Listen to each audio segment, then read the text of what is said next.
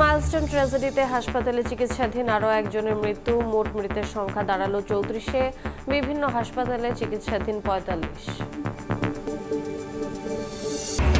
রক্তাক্ত জুলাইয়ের এই দিনে 147 মৃত্যুর তথ্য দেন তৎকালীন স্বরাষ্ট্রমন্ত্রী। জোর করে আদায় করা হয় আন্দোলন প্রত্যাহারের বিবৃতি, প্রতিবাদে সারা দেশে বিক্ষোভের ডাক। যুক্তরাষ্ট্রের সঙ্গে বাণিজ্য ঘাটতি কমাতে 25টি বোয়িং উড়োজাহাজ কিনছে সরকার।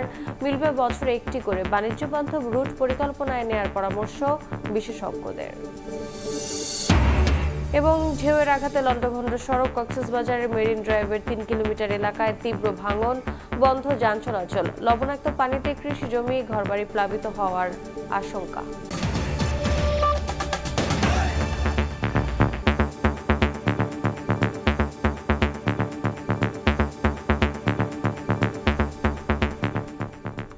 সকালের সময়ের সঙ্গে আছে আমি রোজা চৌধুরী। যে কোনো মূল্যে 31 জুলাইয়ের মধ্যে মৌলিক সংস্কারের বিষয়ে রাজনৈতিক দলগুলোর সঙ্গে সংলাপ শেষ করতে চায় জাতীয় ঐকমত্য কমিশন। আর সোমবারের মধ্যে জাতীয় সনদের খসড়া রাজনৈতিক দলগুলোর কাছে পাঠানো হবে, এমনটাই জানিয়েছেন কমিশন সহসভাপতি।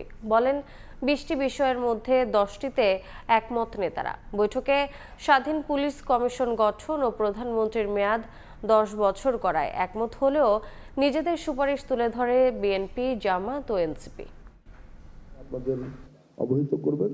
3 দিন বিরতির পর রোববার রাজধানীর ফরেন সার্ভিস একাডেমিতে রাষ্ট্র সংস্কার নিয়ে রাজনৈতিক দলগুলোর সঙ্গে দ্বিতীয় পর্যায়ের 19তম দিনে আলোচনায় বসে জাতীয় ঐকমত্য কমিশন। বৈঠকে যোগ দেন বিভিন্ন রাজনৈতিক দলের প্রতিনিধিরা।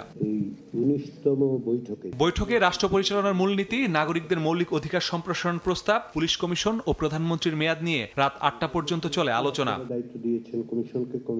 স্বাধীন পুলিশ কমিশন গঠন ও প্রধানমন্ত্রীর মেয়াদ 10 বছর করায় একমত হলেও নিজেদের সুপারিশ তুলে ধরেন বিএনপি, জামায়াত ও এনসিপি।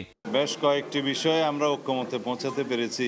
তাদের কার্যকরী কি হবে, দায়িত্ব কি হবে, কিভাবে সেই ফাংশনগুলো ডিসচার্জ করবে, তদন্ত কিভাবে হবে ইত্যাদি বিষয়গুলো আইনে নির্ধারিত হবে এবং তখন যেন তাদের প্রস্তাবিত এই বিষয়গুলো বিবেচনায় নেওয়া হয়। স্বাধীন পুলিশ কমিশনের বিষয়ে আজকে যত লম্বা আলোচনা হয়েছে, বেশিরভাগ সময় গিয়েছে প্রস্তাবটা ছিল অপূর্ণাঙ্গ, ইনকমপ্লিট।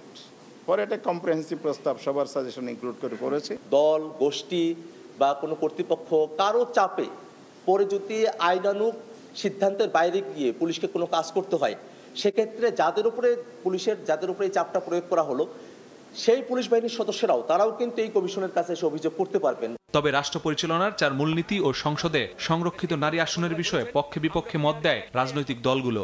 পিআর পদ্ধতি হচ্ছে আগামীতে কালোবাজারি, হানাহানি, মারামারি, দুর্নীতিবাজদের জন্য একটা মোক্ষম হাতিয়ার। এটা ফ্রি অ্যান্ড ফেয়ার ইলেকশনের জন্য আমরা সংখ্যানুপাতিক নির্বাচন পদ্ধতি আবারও চাই। এই ধরনের মূলনীতি প্রশ্নে ঐক্যমত্য হওয়া সম্ভব না, কারণ এই ব্যাপারে ডিসিশন নেবে জনগণ। আগামী ফেব্রুয়ারির এই জাতীয় ত্রয়োদশ সংসদ নির্বাচনে দলগুলো তার মনোনয়নের কমপক্ষে 15% প্রত্যক্ষভাবে নারীদেরকে আসনে মনোনয়ন দিতে পারে কিনা। 19তম দিনের আলোচনা শেষে কথা বলেন কমিশন সহসভাপতি ডক্টর আলী রিয়াজ। জানান, 4টি বিষয়ে আলোচনার মধ্যে 2 বিষয়ে একমত হয়েছে সবাই। যে কোনো মূল্যে 31 জুলাইয়ের মধ্যে মৌলিক সংস্কারের বিষয়ে সংলাপ শেষ করতে চায় ঐক্যমত্য কমিশন। আজকের দিনে যে 2টো বিষয় ঐক্যমত্য হয়েছে, সেটাকে আমি বড় ধরনের অগ্রগতি মনে করি। গত কয়েকদিনের যে ধরনের অগ্রগতি হয়েছে তা যদি অব্যাহত থাকে, তাহলে আমরা অবশ্যই 31 জুলাইয়ের মধ্যে এই আলোচনা সমাপ্ত করে একটা পরিপূর্ণ সনদ তৈরি করে অগাস্টের প্রথম সপ্তাহে তা স্বাক্ষর করার ব্যবস্থা করতে পারবো। সংলাপের 20তম দিনে সোমবার রাষ্ট্রপতির ক্ষমতা ও সংরক্ষিত নারী আসনের বিষয়ে আলোচনা হবে। নারীদের প্রতিনিধিত্বের ব্যাপারটা নিশ্চিত করতে চাচ্ছেন। মাসুদুর রহমান, সময় সংবাদ, ঢাকা। রাষ্ট্র কাঠামো পরিবর্তনের প্রয়োজনীয়তা থেকেই বিএনপি সচেতনভাবে এগোচ্ছে বলে জানিয়েছেন দলটির মহাসচিব মির্জা ফখরুল ইসলাম আলমগীর। রোববার মহাখালীর ব্র্যাক সেন্টারে এক সেমিনারে এ কথা বলেন তিনি। সংস্কারের প্রয়োজনীয়তা উপলব্ধি করে 31 দফা প্রণয়নের কথা জানান মির্জা ফখরুল। এদিকে ডিআরইউতে এক অনুষ্ঠানে অংশ নিয়ে বিএনপির স্থায়ী কমিটির সদস্য আমির খসরু মাহমুদ চৌধুরী বলেন, যাদের নির্বাচন ভীতি রয়েছে তাদের ভোটে অংশগ্রহণ থেকে বিরত থাকা উচিত। রাজধানীর মহাখালীর ব্র্যাক সেন্টারে পদ্মা ব্যারেজ ও দ্বিতীয় পদ্মা সেতু বাস্তবায়ন প্রয়োজনীয়তা শীর্ষক সেমিনারের আয়োজন করে দ্বিতীয় পদ্মা সেতু বাস্তবায়ন জাতীয় কমিটি, যাতে অংশ নেন বিশেষজ্ঞ এবং রাজনীতিবিদরা। আলোচনা করেন উন্নয়ন প্রকল্প ও প্রাকৃতিক বিপর্যয় নিয়ে। নানান মাত্রা রূপ লাভ করছে। যাতে অংশ নিয়ে বিএনপি মহাসচিব মির্জা ফখরুল ইসলাম আলমগীর বলেন, জনগণের চাওয়ার প্রতি শ্রদ্ধাশীল বিএনপি রাষ্ট্র কাঠামোর পরিবর্তন আনার জন্য সচেতনভাবে বিএনপি এগোচ্ছে বলে জানান মির্জা ফখরুল। রাজনৈতিক দল হিসেবে আমরা অত্যন্ত সচেতন যে জনগণের যেটা প্রয়োজন এবং কালের যুগের সঙ্গে সঙ্গে যে পরিবর্তনগুলো আনা দরকার, রাষ্ট্র কাঠামোর যে পরিবর্তন আনা দরকার, সে ব্যাপারে আমরা অত্যন্ত সচেতনভাবে আমরা সামনের দিকে এগোচ্ছি। এদিকে ঢাকা রিপোর্টার্স ইউনিটিতে এক আলোচনা সভায় যোগ দেন বিএনপি স্থায়ী কমিটির সদস্য আমির খুসরো মাহমুদ চৌধুরী। এ সময় তিনি যাদের নির্বাচন ভীতি রয়েছে তাদের ভোটে অংশগ্রহণ না করার পরামর্শ দেন। আপনাকে রাজনৈতিক দল বলবেন, আবার নির্বাচনে যাবেন না, জনগণের ভোটাধিকারকে আপনি বাধাগ্রস্ত করবেন, গণতান্ত্রিক প্রক্রিয়াকে আপনি বাধাগ্রস্ত করবেন, সেটা তো গ্রহণযোগ্য হতে পারে। এদিন সকালে আগারগাঁওয়ে নির্বাচন কমিশন কার্যালয়ে 2024 সালের আয় ব্যয়ের হিসাব দাখিল করে বিএনপি। ইসি সচিবের কাছে বার্ষিক আয় ব্যয়ের হিসাব সংক্রান্ত অডিট রিপোর্ট তুলে দেন দলটির সিনিয়র যুগ্ম মহাসচিব রুহুল কবির রিজভী। রিপোর্ট অনুযায়ী অভ্যুত্থানের বছর দলটির আয় 15,65,94,842 টাকা, যার মধ্যে দলটি ব্যয় করেছে 4,80,04,820 টাকা। এ ব্যাপারে রিজভী আহমেদ জানান, সদস্য নবায়নের কারণে দলের আয় বৃদ্ধি পেয়েছে। জাতীয় নির্বাহী কমিটির মাসিক চাঁদা, বই পুস্তক বিক্রয়, বিভিন্ন ব্যক্তি ও প্রতিষ্ঠান হতে অনুদান, এটা হচ্ছে আমাদের সোর্স। এ সময় তিনি অভিযোগ করেন, যারা গণতন্ত্রকে ধ্বংস করেছিল তারা নির্বাচন বানচালে চক্রান্ত করছে, যেগুলো অন্তর্বর্তী সরকারকে মোকাবিলার আহ্বান জানান রিজভী। তারা তাদের স্বাধীনতাকে ভুলে গিয়ে। হাসান ওয়ালি, সময় সংবাদ, ঢাকা। জুলাই সনদের দাবিতে আগামী 3 আগস্ট কেন্দ্রীয় শহীদ মিনারে জড়ো হতে আহ্বান জানিয়েছেন এনসিপির আহ্বায়ক নাহিদ ইসলাম। বলেন, মুজিববাদ ও ভারতীয় আধিপত্যবাদের বিরুদ্ধে নতুন সংবিধান প্রয়োজন। নেত্রকোনায় পদযাত্রা কর্মসূচিতে বক্তব্য রাখেন তিনি। এরপর শেরপুরে পথসভায় দ্রুত সংস্কারের মাধ্যমে প্রধানমন্ত্রী কেন্দ্রিক ক্ষমতায়ন বন্ধ করে ক্ষমতা বন্টন এবং পিআর পদ্ধতিতে নির্বাচনের তাগিদ দেন তিনি। লক্ষ্য তৃণমূল পর্যায়ে শক্তিশালী নেতৃত্ব গঠন। জেলায় জেলায় ছুটে বেড়াচ্ছেন জাতীয় নাগরিক পার্টির নেতারা। রোববার দেশ গড়তে জুলাই পদযাত্রার ২৭তম দিনের কর্মসূচি শুরু হয় নেত্রকোনায়। দুপুরে পুরাতন কালেক্টরেট মাঠে পথসভায় এনসিপির মুখ্য সমন্বয়ক নাসির উদ্দিন পাটোয়ারি বলেন, যারা ফ্যাসিস্ট হয়ে ক্ষমতার কাঠামোতে থাকতে চায় তারা নির্বাচনে পিআর পদ্ধতি চায় না। জুলাই সনদের দাবিতে আগামী ৩ আগস্ট কেন্দ্রীয় শহীদ মিনারে জড়ো হওয়ার আহ্বান জানান দলের আহ্বায়ক নাহিদ ইসলাম। পাওয়ার ব্যালেন্সের চেক করার জন্য পিআর পদ্ধতিতে উচ্চ কক্ষের নির্বাচন চেয়েছি, কিন্তু যারা ফ্যাসিস্ট ক্ষমতার কাঠামোতে থাকতে চায় তারা এই বিষয়ে জনগণকে ধোঁকা দেওয়ার চেষ্টা করছে। ৩রা আগস্ট জুলাই ঘোষণাপত্র এবং জুলাই সনদের দাবিতে আমরা জড়ো হচ্ছি শহীদ মিনারে। আপনাদেরকে আমন্ত্রণ জানাচ্ছি।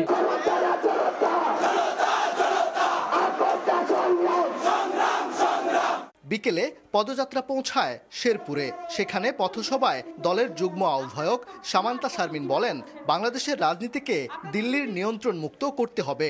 আর নাহিদ ইসলাম দ্রুত সংস্কারের মাধ্যমে প্রধানমন্ত্রী কেন্দ্রিক ক্ষমতায়ন না করে ক্ষমতা বন্টন ও পিআর পদ্ধতিতে নির্বাচনের তাগিদ দেন। বাংলাদেশকে আধিপত্যবাদ বিরোধী এই সংগ্রামে সকলকে আসতে হবে। এই দিল্লির থেকে বাংলাদেশের রাজনীতিকে মুক্ত করতে হবে। এক ব্যক্তি কেন্দ্রিক রাষ্ট্র রাখা যাবে না।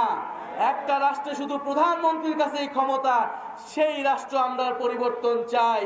দেশ গড়তে এনসিপির জুলাই পদযাত্রা সোমবার জামালপুর ও ময়মনসিংহ জেলায় অনুষ্ঠিত হওয়ার কথা রয়েছে। ভারত সরকারকে স্পষ্টভাবে বলেছি যে সীমান্তে কোনো হত্যাকাণ্ড আমরা মেনে নিব না। ওবায়দুল হক, সময় সংবাদ। এদিকে মাইলস্টোন ট্র্যাজেডিতে হাসপাতালে চিকিৎসাধীন আরও একজনের মৃত্যু হয়েছে। এই নিয়ে মোট মৃতের সংখ্যা দাঁড়ালো ৩৪ জনে। রোববার দিবাগত রাত ১:৩০টার পর মারা যায় ১৪ বছর বয়সী শাহিল ফারাবী আইয়ান। বিমান বিধ্বস্তের ঘটনায় ৪০ ভাগ দগ্ধ হয়ে জাতীয় বার্ন ইনস্টিটিউটে ভর্তি ছিল সে। এ নিয়ে শুধু বার্ন ইনস্টিটিউটে মৃতের সংখ্যা দাঁড়ালো ১৮তে। এ ঘটনায় বিভিন্ন হাসপাতালে চিকিৎসাধীন আছেন ৪৫ জন। এদের মধ্যে বার্ন ইনস্টিটিউটে ৪ জন আছেন আইসিইউতে। তবে দগ্ধ 21 জনের অবস্থার উন্নতি হয়েছে।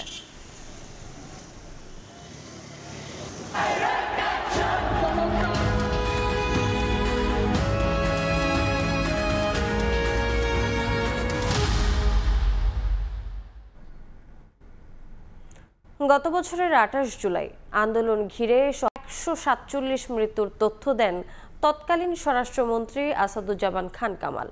যদিও গণমাধ্যমের হিসাবে এই সংখ্যা ছিল 2 শতাধিক। এদিন ডিবি কার্যালয় থেকে জোর করে আদায় করা ভিডিও বার্তায় ছাত্র আন্দোলনের সব ধরনের কর্মসূচি প্রত্যাহারের ঘোষণা দিতে বাধ্য করা হয় নাহিদ ইসলামকে।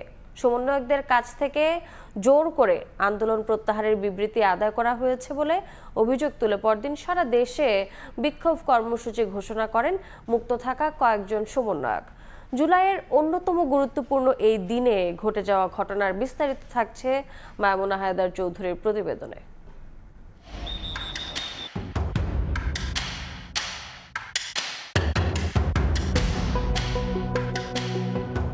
এক এক করে 5 সমন্বয়কের পর গত বছরের 28 জুলাই ভোরে আরেক সমন্বয়ক নুসরাত তাবাসসুমকেও ডিবি কার্যালয়ে নিয়ে যাওয়া হয়। সরকারের তরফ থেকে জানানো হয় নিরাপত্তা দিতেই তাদের গোয়েন্দা হেফাজতে রাখা হয়েছে। রাতে ডিবি হেফাজতে থেকে ভিডিও বার্তা দেন আন্দোলনের 6 সমন্বয়ক। ভিডিওতে আন্দোলনের অন্যতম সমন্বয়ক নাহিদ ইসলামকে লিখিত বক্তব্য পাঠ করতে দেখা যায়, যেখানে কোটা সংস্কারের দাবি পূরণ হওয়ায় বৈষম্য বিরোধী ছাত্র আন্দোলনের সব ধরনের কর্মসূচি প্রত্যাহারের ঘোষণা দেন তিনি। আমাদের প্রধান দাবি ছিল কোটার যৌক্তিক সংস্কার, যা ইতিমধ্যে সরকার পূরণ করেছেন। এখন শিক্ষার সুষ্ঠু পরিবেশ নিশ্চিত করার লক্ষ্যে দ্রুত শিক্ষা প্রতিষ্ঠান খুলে দেওয়ার জন্য সরকারের প্রতি জোর আহ্বান জানাই। সার্বিক স্বার্থে আমরা এই মুহূর্তে থেকে আমাদের কর্মসূচি প্রত্যাহার করছি। ভিডিও বার্তা আসার কিছুক্ষণ আগে ঢাকা মহানগর পুলিশের তৎকালীন অতিরিক্ত কমিশনার হারুনুর রশিদ সমন্বয়কদের সঙ্গে এক টেবিলে খাওয়ার ছবি ফেসবুকে দেয়া পোস্টে জানান, শিক্ষার্থীদের নিরাপত্তা নিশ্চিতে নেওয়া পরিকল্পনায় উদ্বেগ মুক্ত হয়েছে সমন্বয়করা। সিকিউরিটির স্বার্থে যাদেরকে আমরা এনেছি তাদের নিয়ে যদি কেউ গুজব ছাড়ায় সেটা আপনারা বিশ্বাস করবেন। এদিকে সমন্বয়কদের জিম্মি করে এমন বক্তব্য দেওয়ানো হয়েছে বলে জানান মুক্ত থাকা 3 সমন্বয়ক। সেই সঙ্গে সমন্বয়কদের কাছ থেকে জোর করে আন্দোলন প্রত্যাহারের বিবৃতি আদায়, সারা দেশে বিনা বিচারে হত্যা, গুম, খুন, মিথ্যা মামলা ও গণগ্রেফতারের প্রতিবাদে পরদিন সারা দেশে বিক্ষোভ কর্মসূচি ঘোষণা করেন তারা। ডিবিতে যখন ছিলাম বাধ্যতামূলক আমাদের একটা পড়া স্ক্রিপ্ট পড়ানো হয়, তখনই আমাদের মনে হচ্ছিল এখান থেকে আমরা বের হই, এরপর আবার আমাদের সংগঠিত করে রাজপথে নামতে হবে। এদিন আন্দোলন ঘিরে সহিংসতায় 147 মৃত্যুর তথ্য দেন স্বরাষ্ট্রমন্ত্রী আসাদুজ্জামান খান কামাল, যা সঠিক নয় বলেও জানান শিক্ষার্থীরা। সাম্প্রতিক সহিংসতায় এখন পর্যন্ত 147 জন মৃত্যুর সংবাদ আমাদের কাছে আছে। বিভিন্ন হাসপাতাল, বিভিন্ন জেলা, বিভিন্ন জায়গা থেকে যেটা আমরা পেয়েছি, পুলিশ এগুলির ভেরিফাই করছে। 5 আগস্টে ক্ষুব্ধ ছাত্র জনতা ডিবি কার্যালয়ের বাইরে লিখে দেন হারুনের ভাতের হোটেল। মায়মুনা হায়দার চৌধুরী, সময় সংবাদ, ঢাকা। সকালের সময় আরও থাকছে। গ্যাস সুবিধা না থাকা ও অবকাঠামো সংকটে দক্ষিণাঞ্চলে নেই বিনিয়োগ, এখনো ফাঁকা বিসিক শিল্পনগরীর অনেক প্লট, ঘরে ঘরে বাড়ছে বেকারের সংখ্যা। রাট ফ্রি ইনসুলেশন যুক্ত কঙ্কা ফ্রিজ ইঁদুর থেকে সুরক্ষিত থাকে সব সময়।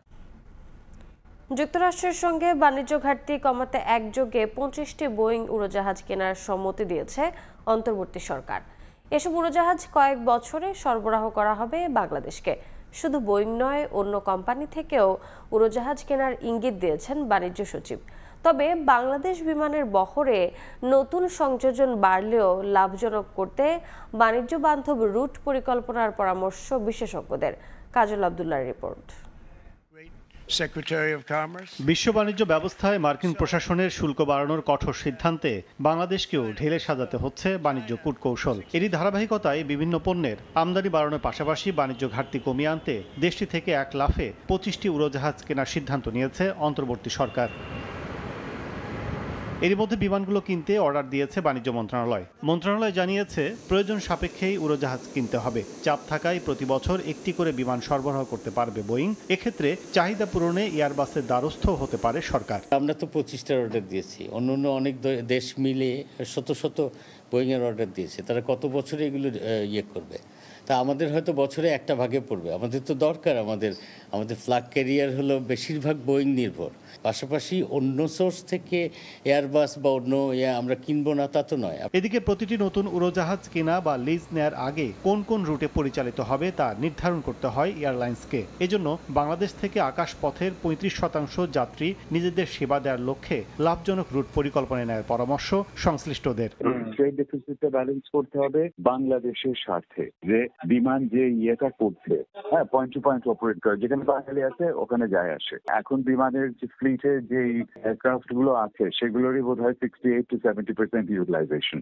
চিরকাল এভাবে এটা চলতে পারে না। আমাদের এখানে দেখতে হবে যে 34টা এয়ারলাইন আছে অপারেট করে, প্যাসেঞ্জার আছে বলেই এখান থেকে অপারেট করে। প্যাসেঞ্জারের আমার মনে হয় 30% যদি বিমান নিতে পারে তাহলেও বিমান 30টা পর্যন্ত এয়ারক্রাফট ইউটিলাইজ করতে পারবে। বাণিজ্য মন্ত্রণালয় আরও জানিয়েছে, স্বল্প সময়ের মধ্যে কয়েকটি বিমান সরবরাহ করার বিষয়ে ইতিবাচক সাড়া মিলেছে বোয়িংয়ের কাছ থেকে। কাজল আব্দুল্লাহ, সময় সংবাদ, ঢাকা। মধ্যপ্রাচ্য ও দক্ষিণ আমেরিকার দেশগুলোতে নতুন বাজার সৃষ্টির পাশাপাশি যুক্তরাষ্ট্রের মতো বিশ্বস্ত মার্কেট ধরে রাখতে মরিয়া বাংলাদেশের গার্মেন্টস ব্যবসায়ীরা। বিশেষ করে 2024-25 অর্থ বছরে ইউরোপীয় ইউনিয়নভুক্ত 27টি দেশে $20 বিলিয়ন বিপরীতে একক দেশ হিসেবে মার্কিন যুক্তরাষ্ট্রে রেকর্ড $8 বিলিয়ন পণ্য রপ্তানি করেছে বাংলাদেশ। বিস্তারিত জানাচ্ছেন কমল দে।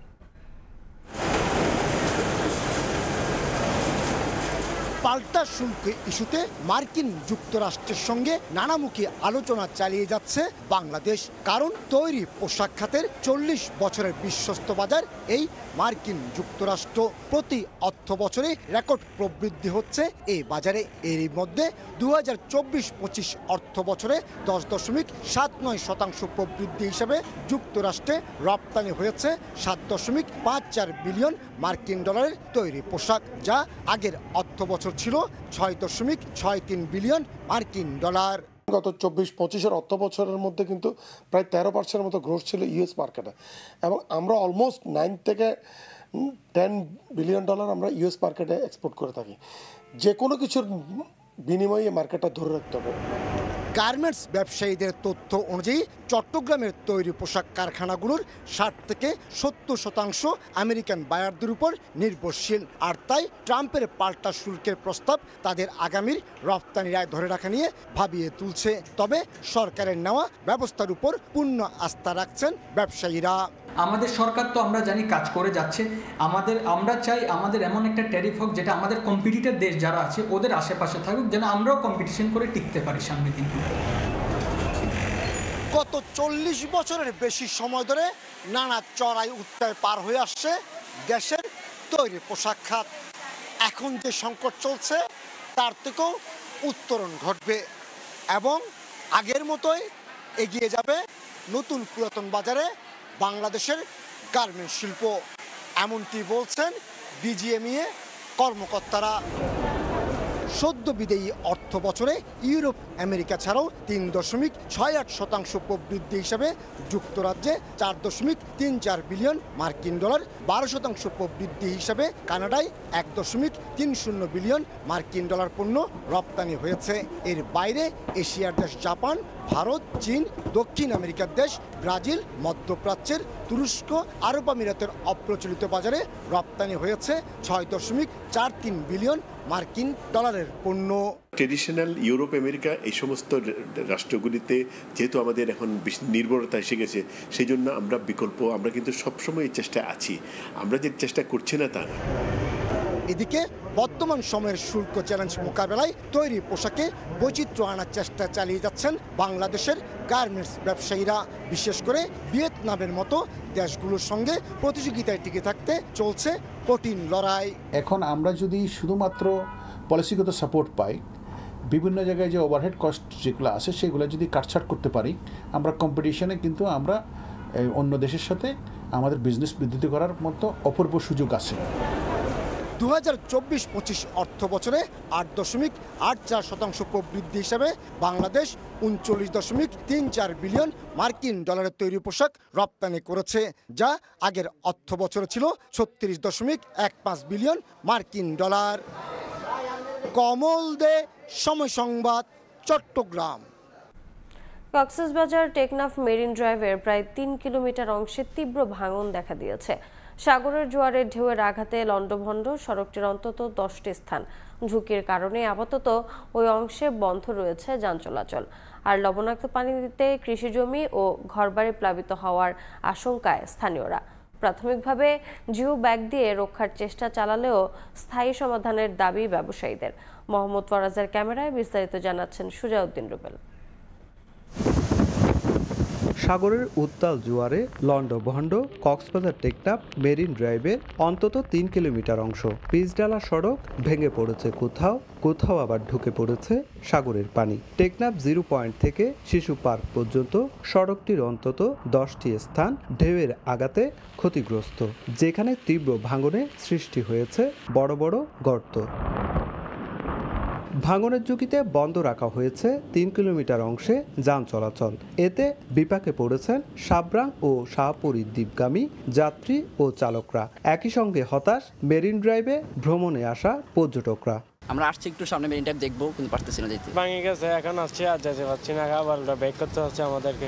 ভাঙন কবলিত মেরিন ড্রাইভের বিপরীতে রয়েছে 20টি গ্রাম। চাষাবাদ হয়েছে কয়েক হাজার একর জমিতে। তাই সাগরের লবণাক্ত পানি ঢুকে পড়লে ফসলের বড় ধরনের ক্ষতি হতে পারে এবং ঘরবাড়ি প্লাবিত হওয়ার শঙ্কায় আতঙ্কে দিন কাটাচ্ছেন স্থানীয়রা। আর এভাবে যদি বাংতে থাকতো তাহলে আমাদের অবস্থা খুব খারাপ হবে, কারণ আমাদের এখানে কৃষক, আমরা তো সবাই কৃষক। এখানে মেরিন ড্রাইভ যেভাবে যে হারে ভাঙতেছি, আমরা তো ঝুঁকির মধ্যে আছি।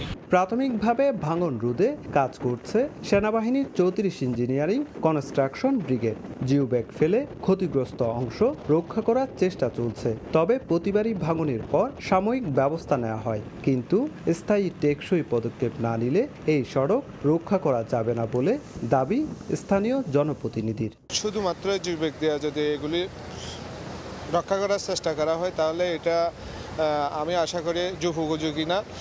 এটা যুগোপযোগী করার জন্য এখানে কংক্রিট থেকে শুরু করে আরও উন্নত কাজ করতে হবে।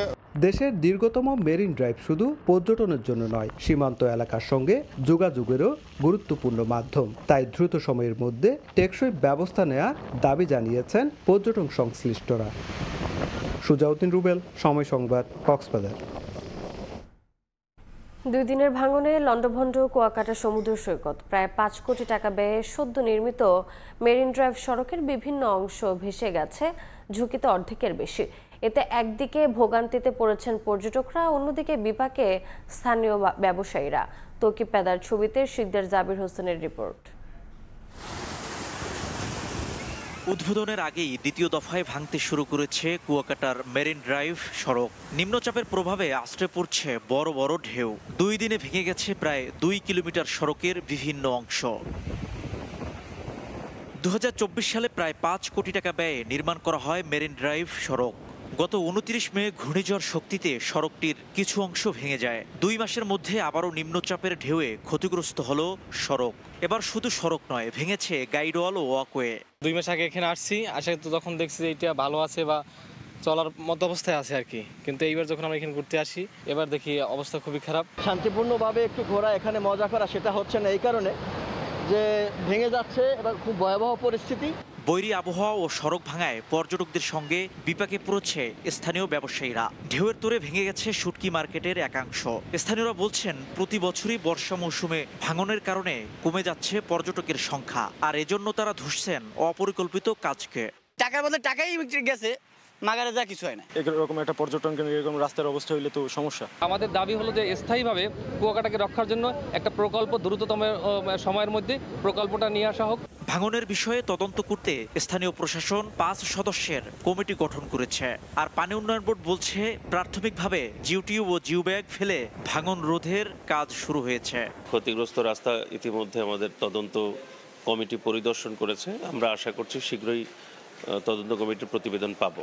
তদন্ত প্রতিবেদন পাওয়ার পরে পরবর্তী ব্যবস্থা গ্রহণ করব আমরা। উপরস্থ কর্মকর্তাদেরকে অবহিত করেছি এবং তাদের নির্দেশে আমরা এই 16 লাইন ভাঙন প্রতিরোধে আজকেই আপৎকালীন জরুরি কাজ শুরু হবে। প্রতি বছর কুয়াকাটায় আসেন লাখো পর্যটক। শিকদার জাবির হোসেন, সময় সংবাদ, পটুয়াখালী। শিল্প উন্নয়নের সম্ভাবনা থাকলেও গ্যাস সুবিধা না থাকা ও অবকাঠামো সংকটে দক্ষিণাঞ্চলে বিনিয়োগে আগ্রহ হারাচ্ছেন উদ্যোক্তারা। বরিশাল বিভাগের 6 জেলাতেই বিসিক নগরের অনেক প্লট এখনো ফাঁকা। এতে ঘরে ঘরে বাড়ছে বেকারের সংখ্যা। বিস্তারিত অপূর্ব রিপোর্টে। বই হাতে ঘুরে বেড়ানো এ যুবকের নাম আব্দুর রাজ্জাক। 2021 সালে মাস্টার্স শেষ করেও 4 বছর ধরে খুঁজছেন চাকরি। কোনো শিল্প প্রতিষ্ঠান না থাকার কারণে এখানে আমরা নিজেদের যোগ্যতা থাকার সত্ত্বেও আমরা চাকরি পাচ্ছি না। রাজ্জাকের মতো হাজারো যুবক চাকরির সন্ধানে বরিশাল ছেড়ে যাচ্ছেন রাজধানী ঢাকা বা চট্টগ্রামে। সামর্থ্য থাকলে অনেকে যাচ্ছেন বিদেশে। বিভাগীয় শহর বরিশালে চাকরির বাজার অন্য বিভাগীয় শহরের তুলনায় খুবই সীমিত। বরিশালে এমন কোনো ওয়ার্কিং প্লেস নাই যেখানে আসলে সাধারণ স্টুডেন্টরা পড়াশোনার পাশাপাশি কোনো একটা চাকরি করবে। বরিশালে যদি গ্যাসের সুব্যবস্থা থাকতো তাহলে বরিশালে বিভিন্ন ধরনের শিল্প কারখানা এবং বিনিয়োগের জন্য অনেক প্রতিষ্ঠান বরিশালে আসতো। পদ্মা সেতু চালুর পর শিল্প উন্নয়নের যে সম্ভাবনা বরিশাল বিভাগ জুড়ে তা ফিকে হয়ে আছে বলছেন ব্যবসায়ীরা। পাইপলাইনে গ্যাস সুবিধা না থাকা ও অবকাঠামো সংকটে বিনিয়োগে আগ্রহ হারাচ্ছেন উদ্যোক্তারা। লাকড়ি এবং সিলিন্ডার গ্যাস ইউজ করছি, যেটা আসলে প্রোডাকশন কস্ট বেশি। গ্যাস হইলে আমাদের প্রোডাকশন কস্ট কমতো, কর্মসংস্থান বাড়ানো যেত। যত দ্রুত সম্ভব বরিশালে গ্যাস আসুক।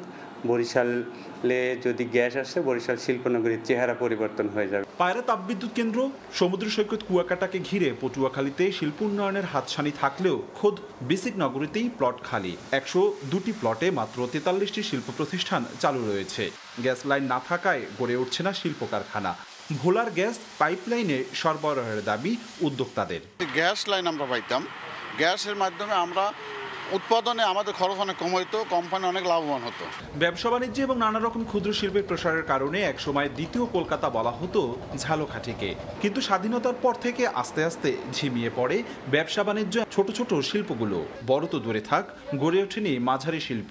প্লটগুলোতে শিল্প ইউনিট স্থাপিত হলে ব্যাপক লোকের কর্মসংস্থান হবে বলে আমরা আশা করছি। বাংলাদেশ পরিসংখ্যান ব্যুরোর তথ্য মতে বরিশাল বিভাগের 6 জেলায় 1.5 লাখেরও বেশি বেকার রয়েছে। আর প্রত্যেক জেলায় বিসিকে রয়েছে ফাঁকা প্লট। অপূর্ব, সময় সংবাদ, বরিশাল।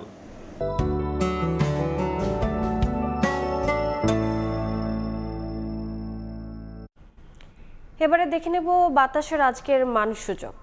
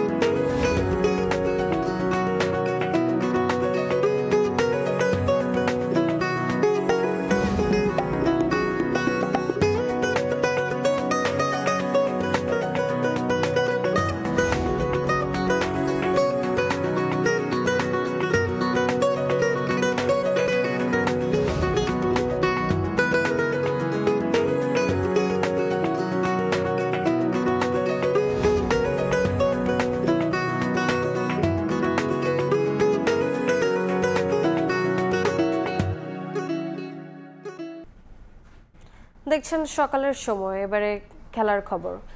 এশিয়া কাপে কঠিন গ্রুপে পড়লেও সুপার 4-এ কোয়ালিফাই করার ভালো সম্ভাবনা আছে বাংলাদেশের। তবে টাইগারদের ভাগ্য নির্ভর করবে উইকেটের আচরণ বোঝা আর কন্ডিশন বিবেচনায় সেরা একাদশ নির্বাচনের উপর। এমনটাই মনে করেন সাবেক অধিনায়ক আকরাম খান। লিটন কুমার দাসকে আরও বেশি সময় দেওয়ার পক্ষে সাবেক এই ক্রিকেটার। এশিয়া কাপের আগে দলে চান না পরিবর্তন। শঙ্কা ঠেলে মাঠে গড়াচ্ছে এশিয়া কাপ। দেশপ্রেমের নানান সবক দিলেও অর্থের ঝনঝনানি একত্রিত করেছে ভারত পাকিস্তানকে। দুই চিরপ্রতিদ্বন্দ্বীকে বরাবরের মতো একই গ্রুপে রেখেছে এশিয়ান ক্রিকেট কাউন্সিল। আর তা করতে গিয়ে বি গ্রুপ পরিণত হয়েছে গ্রুপ অফ ডেথে। শ্রীলঙ্কা আফগানিস্তানের সঙ্গে হংকং, এমন কঠিন সমীকরণে বাংলাদেশের সম্ভাবনা কেমন? সাবেকদের মতে সাম্প্রতিক ফর্ম বিবেচনায় বি গ্রুপে সবচেয়ে এগিয়ে team red and green. Afghanistan Bangladesh আপনার সেম স্ট্যান্ডার্ডে আছে এই মুহূর্তে, আর সব দিক থেকে এগিয়ে আছে বাংলাদেশ, কারণ এই বাংলাদেশ মেন্টালি কিন্তু আপ, বিকজ শ্রীলঙ্কাকে সিরিজ হারিয়েছে, আপনার এখানে বাংলাদেশে পাকিস্তানের মতো দলকে কিন্তু হারিয়েছে। সো এই মোমেন্টাম যদি আমরা ধরে রাখতে পারি এবং অ্যাপ্রোচ যদি ভালো থাকে, আমরা সেন্সিবল ক্রিকেট খেললে আমার মনে হয় যে আমরা ভালো করব। আর টি-20তে তো মানে ইউ নেভার নো কে ভালো খেলে, বাট তারপর আমি মনে করি আমাদের স্থানটা ওদের এই 4টা টিমের মধ্যে বেস্ট।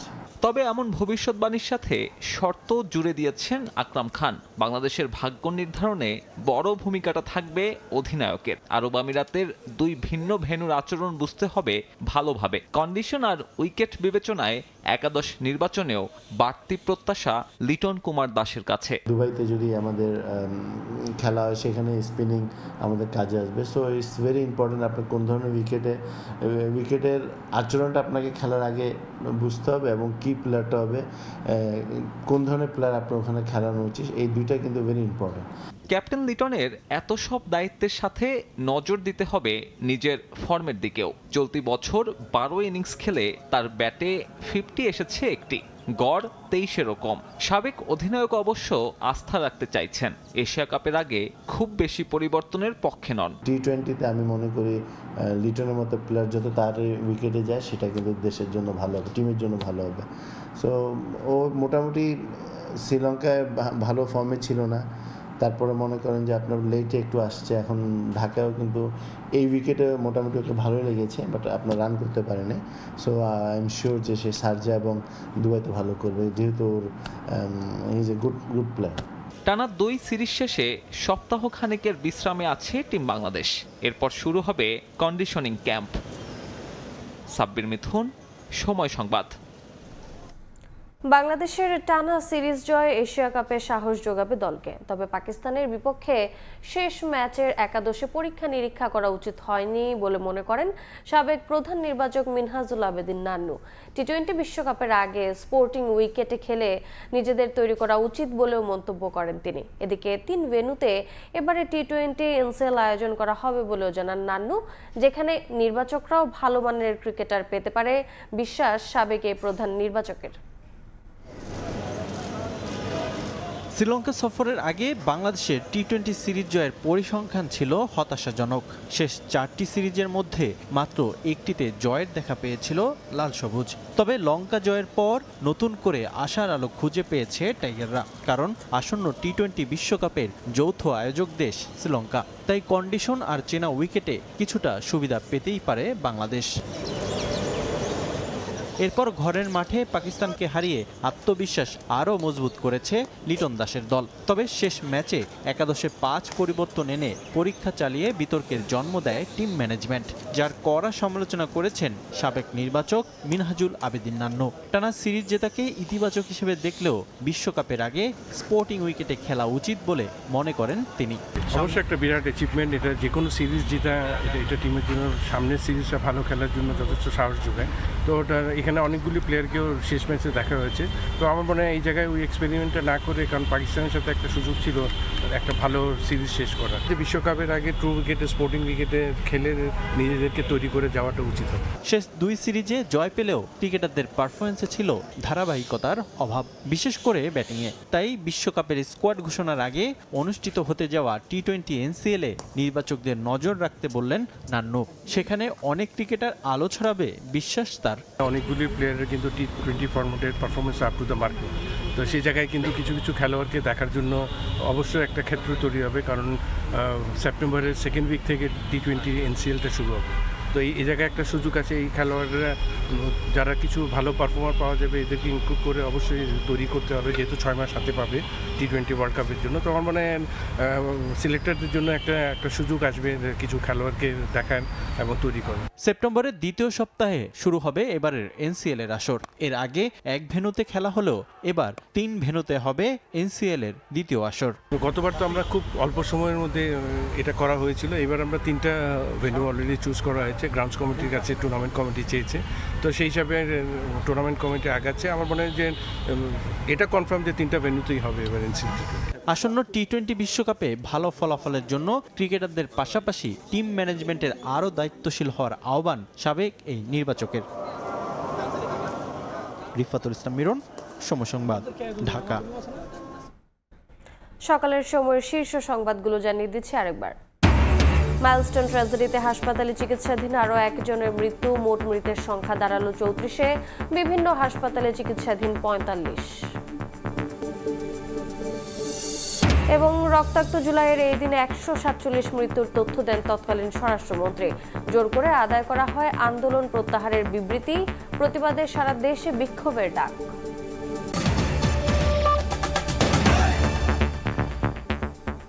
এই ছিল সকালের সময়, সঙ্গে থাকুন সময়ের।